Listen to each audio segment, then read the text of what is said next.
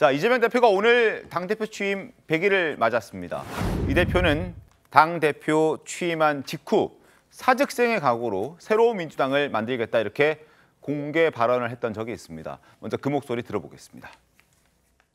제 집권을 위한 토대 구축이라는 이 막중한 임무에 실패하면 저 이재명의 시대적 소명도 끝난다는 사즉생의 정신으로 임하겠습니다. 살을 깎고 뼈를 깎아 넣는 심정으로 완전히 새로운 민주당을 만드는데 저 자신을 온전히 던져 넣겠습니다, 여러분. 사직생의 각오로 임하겠다. 새로운 민주당을 만드는데 자신을 던져넣겠다고 얘기했던 이재명 대표인데, 그런데 그가 민주당의 당대표가 되고 100일 동안 민주당은 사법 리스크에 빠져버린 상황입니다. 서울신문 보겠습니다. 일단 김용 부원장 구속 기소됐고, 정진상 실장 역시 이르면 9일, 11일까지가 구속기한이 만료되는 날인데 주말이 껴있기 때문에 업무일 기준으로 했을 때는 9일에 기소가 될 가능성이 높게 점쳐지고 있습니다. 이재명 공모 추가 수사도 촉각을 곤두세우고 있는 그런 상황입니다. 일단 이재명 대표의 공모 여부에 대한 수사가 불가피한 상황으로 검찰은 판단하고 있습니다. 검찰은 이 대표에 대한 조사 필요성을 이미 공식화했고 본인과 가족에 대한 계좌 추적까지 나선 그런 상황입니다. 다만 9일까지는 정기국회이기 때문에 그 전까지는 직접 소환해서 조사할 가능성이 굉장히 희박해 보이긴 합니다만, 그 시기가 넘어간다면 이재명 대표도 불러질지 우리가 예상을 좀 해볼 수 있을 것 같습니다. 안전하지는 못할 것 같다는 생각이 듭니다. 다음 신문 이어서 보겠습니다. 자, 김용 부원장에 이어서 정진상 실장마저 구속 기소될 가능성이 굉장히 높은 상황에서 이런 위기가 찾아왔습니다. 그리고 실제로 이재명 대표 취임 100일 사법 리스크에 리더십의 상처가 생채기가 생기고 있다, 이런 보도들이 속속 나오고 있습니다. 민생 메시지를 많이 내고 있습니다. 항상 민생을 강조하고 있긴 합니다만 사법 리스크에 막히는 그런 형국입니다. 민생은 아무리 외쳐봤자 다음 날이면 검찰의 피의 사실 흘리기에 모두 묻히는 상황이다. 이 대표는 적어도 측근 구속에 대한 유감 표명 정도는 해야 하지 않겠느냐, 이렇게 얘기를 하고 있지만 이 대표의 입장은 전혀 다른 것 같습니다. 유감 표명 일단 할 생각 없고 취임 기자회견도 할 생각 없습니다. SNS로 오늘에서만 며칠 사이 정도의 입장을 밝힐 예정이라고 하긴 합니다만 공식적으로 얘기할 생각 없다. 이게 이제 공식적인 입장이고, 정면 돌파, 유감 표명은 무슨 유감 표명이냐, 지금 정면 돌파를 할 때다, 이렇게 얘기를 하고 있습니다. 검찰 수사가 거셀수록 윤석열 정부에 맞서는 이 대표의 존재감이 뚜렷해질 수 있다. 이 대표의 앞길에는 정면 돌파밖에 답이 없다. 이렇게 친 이재명계 의원이 얘기를 했습니다. 최수영 교수님, 네. 100일 기자회견 사실 민주당 당대표라면 그동안 쭉 해왔던 공식 행사 같은 건데 해봤자 소득이 없다라고 이제 판단한 것 같아요, 그죠? 그러니까 사실 이게 2015년 때 한 번 안 한 적이 있어요. 문재인 전 대표 시절이었죠. 그때는 50일 기자회견 그때는 50일 기자회견 했었어요. 왜냐, 100일 때가 5.18 광주 항쟁 기념일과 겹치기 때문에 일부러 피한 거죠, 그때는. 근데 이번 같은 경우에는 안 하기로 했어요. 근데 저는 이미 안 하는 걸로 저는 가닥을 잡았다고 지난 방송에서 한번 얘기를 했는 게, 왜냐, 이재명 대표가 바로 일주일 전에 그랬잖아요. 검찰 수사는 쇼다. 근데 쇼에 대해서 본인이 무슨 얘기를 하고 여기다 입장 표명하겠습니까? 이미 쇼라고 했는데 전 그래서 안 할 거라고 봤는데, 자, 그러면 이재명 대표가 취임한 지 이제 100일 되는데 취임사에서 그랬어요. 이제는 내가 민주당의 이재명이 아니라 이재명의 민주당을 만들겠다 했는데 100일 동안 만들어진 이재명의 민주당은 어땠습니까? 민생은 보이지 않고 오직 사법 리스크만 보였고, 또 하나는 거대 야당으로서 여당의 발목 잡기 외에는 예산안 통과 못하게 하고 법안 통과 못하게 하고 이런 것밖에 남은 게 없어요. 그래서 저는 이재명의 민주당으로 변한 것이 과연 국민에게 어떤 메시지를 던졌느냐, 이런 측면에서 놓고 보면은 이재명 대표가 그간에 할 일은 오히려 당에 굉장한 위험을 끼쳤고 또 부정적 이미지만 양산했던 것, 이런 것들 때문에 100일 메시지, 또 100일 메시지 잘못 냈다가는 그게 또 검찰 수사에 또 본인이 또 얘기가 또 활용될 수 있다고 얘기하니까, 전 그래서 이제 어느 정도 이 국면이 마무리되면은 민주당과 이재명 대표가, 우리가 좀 영화 제목입니다만 헤어질 열심히 좀 다가오지 않을까 하는 그런 생각이 듭니다. 그래서 뭐 분당 얘기도 나오고 뭐 재창당 수준의 어떤 분열도 얘기가 나오고 있는 것 같습니다. 어쨌든 이재명 대표 뭐 당대표 취임 이후에 기자회견을 한 번도 안 한 건 아닙니다.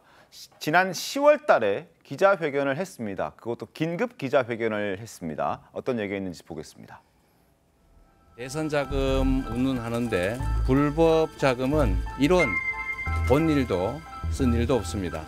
저는 불법 대선 자금은커녕 이 사탕한 게 받은 게 없습니다. 저를 온갖 욕을 했습니다. 공산당 같은 XX 뭐 등등 이렇게 저를 원망하고 욕했습니다. 그 원망하던 저를 위해서 돈을 줬다, 대선 자금을 줬다, 이게 말이 되는 얘기겠습니까? 검찰의 창작 완성도가 매우 낮은 것 같습니다.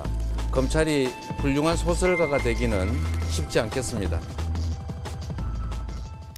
저렇게 얘기를 했지만 저건 다 준비된 멘트들이었고, 설전 변호사님, 기자들이 뭐 최고위원 회의 끝나고 난 다음에 백불 붙어서 이재명 대표의 목소리를 조금이라도 더 담기 위해서 질문을 하면 거기에 대해서는 일절 말을 하지 않는다는 거죠. 네, 일단은 지금 수사가 진행 중인 상황이고요. 네. 본인에 대한 어찌 보면 수사의 정착점이 뭐 본인이란 것도 뭐 누구나 본인도 제일 잘 알고 있고, 그렇기 때문에 불필요한 언행을 하는 것이 오히려 수사나 나중에 재판에 있어서도 상당히 불리하게도 쓰일 수도 있고, 본인은 사실관계를 얘기한다고 하지만은 또 이것이 어떻게 쓰일지는 모르거든요. 네. 그렇기 때문에 특히 이제 뭐 김문기 씨, 고 김문기 씨를 몰랐다라는 부분도 어디 인터뷰라든지 아니면 어디 그냥 어떤 뭐 기자회견이나 이런 데서 얘기했던 부분이 그냥 어찌 보면 사법적으로 처리가 지금 돼버리는 상황 아닙니까? 재판까지 가게 됐고, 그렇기 때문에 본인의 지금 언급 하나하나가 어찌 보면 본인에게 그게 나중에 화살로 돌아올 수도 있는 상황이기 때문에 지금은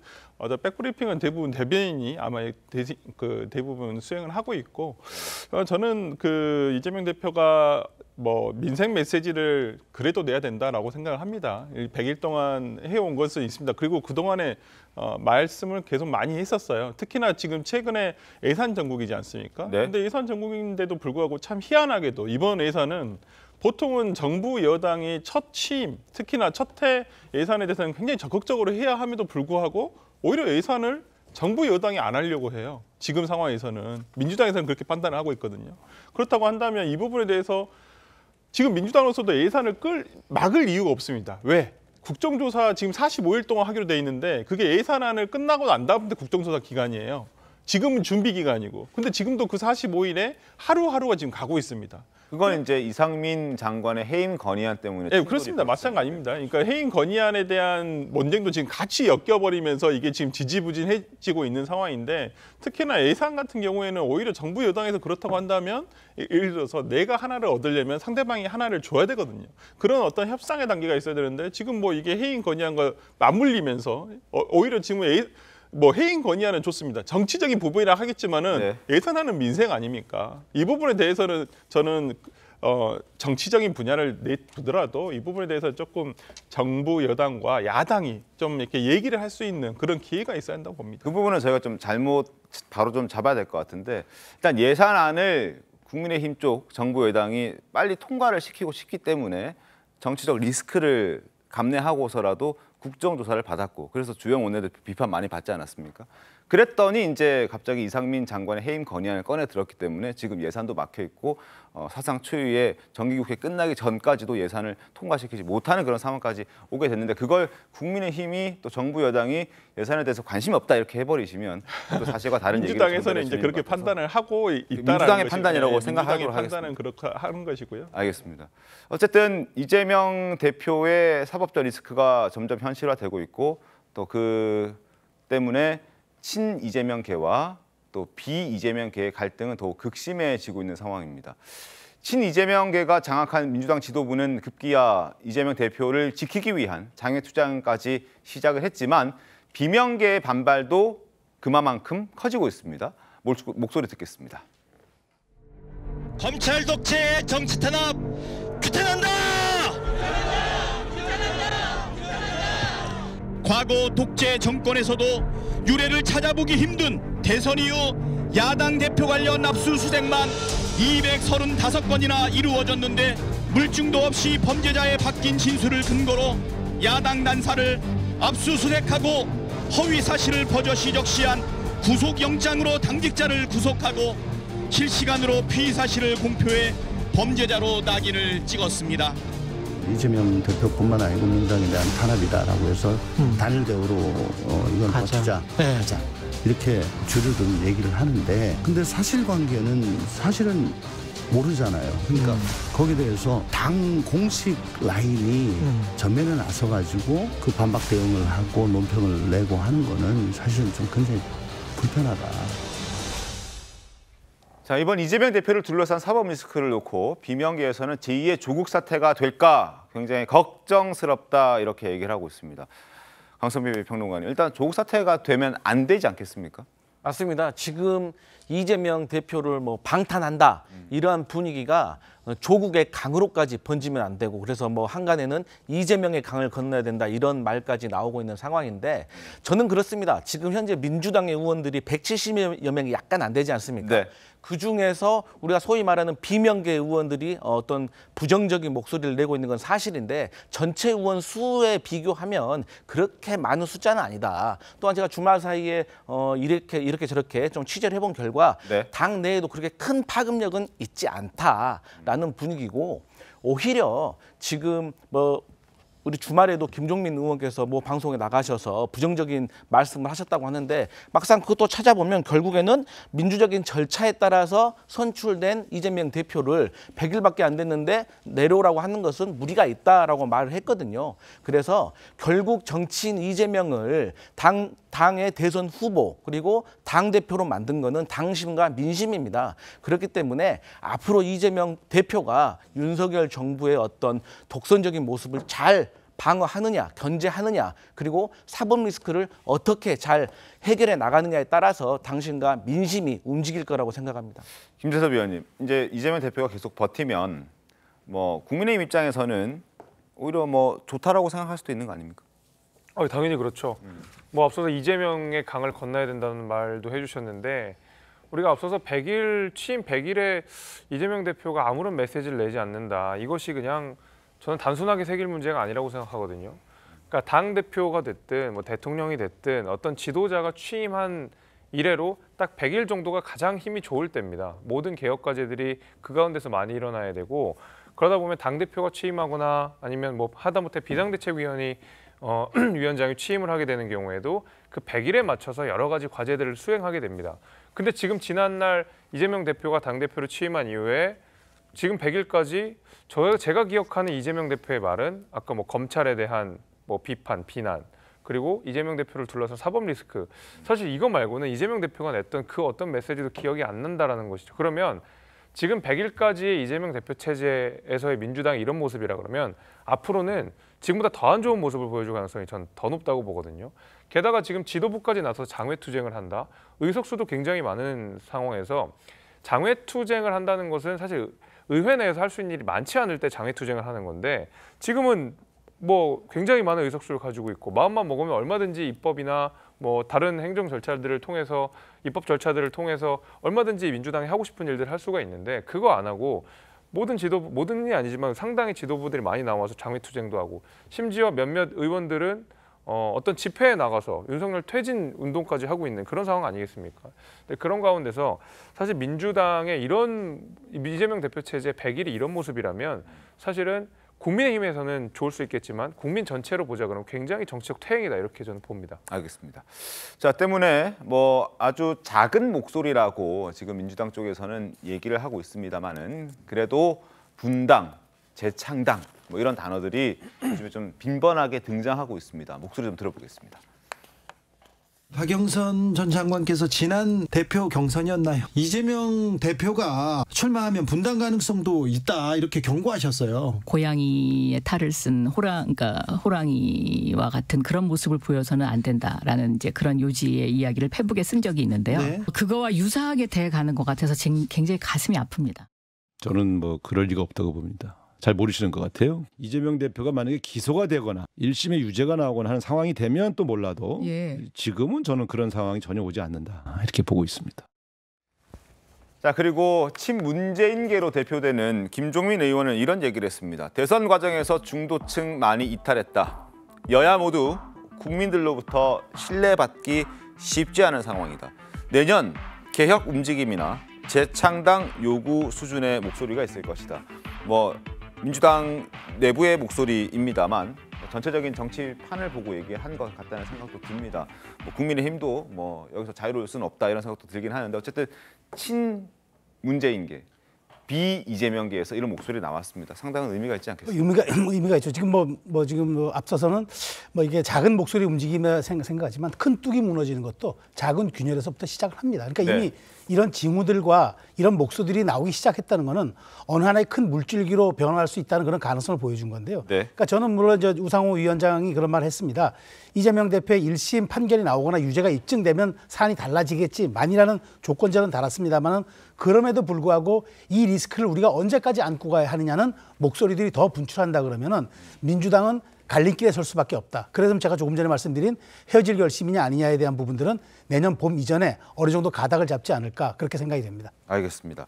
자, 이재명 대표의 취임 100일 기자회견이 보통은 있어 왔지만 이번에는 하지 않기로 했다는 소식이 전해졌고 그건 해봤자 소용이 없을 것이다. 아무리 민생을 강조해봐야 자신의 위기, 자신을 둘러싼 수사와 관련된 질문들만 쏟아질 것이기 때문에 그게 자칫 본인에게 더 위험천만한 상황을 만들 수 있다는 판단 때문에 하지 않은 것 같습니다. 저희가 이 얘기를 하고 있는 동안에 지금 여의도 국회 더불어민주당 당사에서는 최고위원회의가 열리고 있었습니다. 그 자리에서 이재명 당대표 모두 발언했는데 아직 SNS에는 자신의 입장을 밝히진 않았습니다. 모두 발언에서 이런 얘기를 했다고 합니다. 자, 제가 핸드폰 보면서 그대로 읽어드리겠습니다. 윤석열 대통령을 비판했습니다. 자신의 취임 100일을 맞이해서 윤석열 대통령도 대통령 취임 200일이 됐다. 자, 100일 대 200일 이 프레임으로 갔습니다. 민생을 포기하고 야당 파괴에만 몰두하는 윤석열 정부 200일 동안 정치는 실종됐고 대화와 타협은 자치를 감추고 말았다. 자, 민생이 아니라 야당 파괴의 권한을 남용하는 윤석열 정부 잘못됐다 이렇게 비판을 했습니다. 자, 김재섭 위원님, 100일 지적을 하고 있는데 200일 프레임을 들고 나왔습니다. 어떻게 보셨습니까?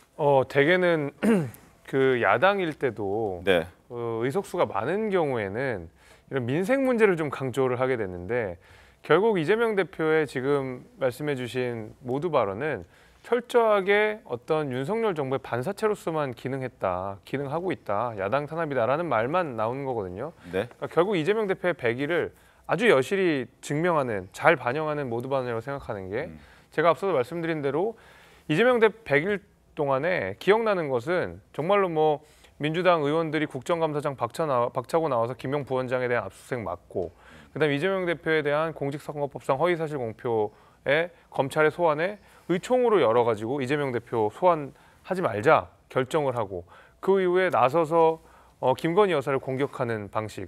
그러니까 어떤 민생을 챙기는 야당으로서의 모습을 전혀 보여주지 않고 윤석열 정부에게 탄압을 받고 있다라는 검찰 공화국 프레임.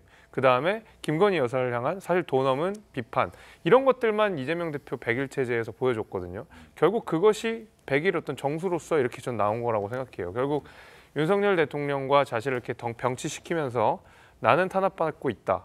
그리고 윤석열 200일 동안 그러면 여기는 무엇을 했느냐. 이제 이런 식으로 같이 이제 묶어져가는 프레임을 공격하려고 했었던 것 같은데 오히려 저는 이 메시지 좋지 않다고 생각합니다. 계속 민생을 외치면서 결국 국민들 귀에 들려오는 내용에는 우리 탄압받고 있다는 얘기밖에 안 하고 있거든요. 저는 그런 의미에서 사실은 너무 당연한 이런 얘기를 할 거라고 생각했지만 막상 또 나오니까 굉장히 실망스럽습니다.